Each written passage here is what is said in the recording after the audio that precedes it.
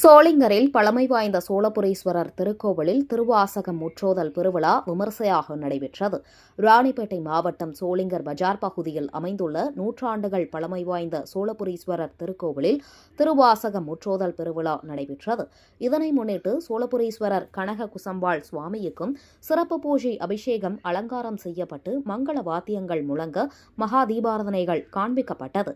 பின்னர் திருக்கழுக்குன்றம் சதாசிவ பரபிரம்மன் சிவனடியார் திருக்கூடம் சிவகுரு தாமோதரன் ஐயா அவர்கள் தலைமையில் திருவாசகம் முற்றோதல் பெருவிழா நடைபெற்றது.